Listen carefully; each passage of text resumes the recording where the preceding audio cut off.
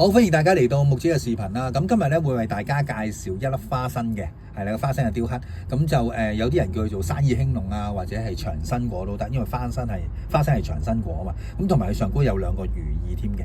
咁啊，如果小朋友帶又寓意啦，跟住又長生啦，咁啊個寓意都唔錯。例如送俾小朋友滿月啊嗰啲，我覺得都可以啦。咁咧整體嚟講咧，呢一個嘅就係種水就比較得，撳錯咗添。種水嘅係種水料嚟嘅，睇到啦，呢啲位置有朵花喺度，見唔見？呢係花嚟嘅。你望下呢啲位置嘅種水，呢啲位置係一個種水料，相當唔少，錯嘅。第一步種水之餘，下低呢啲位置咧，嗰啲種水都唔差嘅，見唔見到啊？呢啲位置，呢個寓意呢啲位置都唔差嘅，見唔見啊？成粒嗰個種水都唔差，咁當然啦，重點就係佢個色啦。嗱，見到正面咧，其實有陣時正面嘅色咧都唔夠後邊咧。點解？因為佢攔腰嘅部分咧，其實係飄咗啲綠啦，飄咗啲洋綠色啦。攔腰嘅部分頂係更加洋綠色添啦，唔使講啦。咁我哋睇到個背面，嗱，背面咧其實佢下低個背面個洋綠色係比前面嗰個更加多，上高呢個色都係相當之濃嘅，見唔見啊？係相當之濃嘅呢個洋綠色。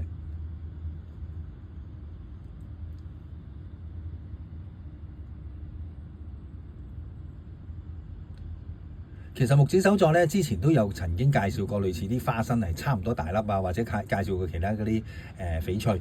咁會有其實個價錢上咧係有啲出入嘅。咁大家要有個心理準備。點解咧？因為哪怕大家都望落去都係白地青咁樣，覺得白地青咁可能比較乾身少少個綠，望落去都係陽嘅。咁可能1000幾百蚊就有交易啦。咁如果一個遇到啱一個種水好咗一橛嘅，可能就要幾千蚊先有交易。係點解咧？就係因為綠嘅已經係難得，跟住如果佢種水好嘅咧，係可以係相當之貴，就係咁樣。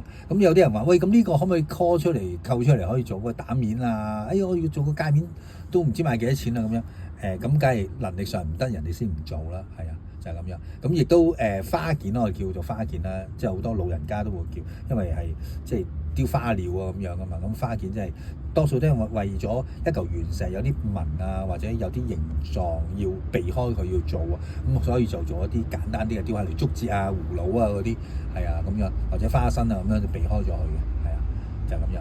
咁所以就佢呢個色就應該有個限度，所以就唔能夠做啲比較界面嗰類啦。但係絕對係係嗰類型嘅色咯，係啊，超靚嘅一個色，超濃超靚同種水相當好嘅一個色。嗱，雖然佢唔係好大粒啊，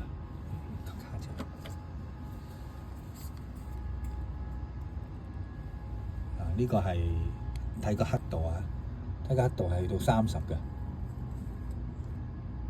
闊度係16嘅，闊度係見唔見到？闊度係16嘅，佢呢個唔啱㗎，16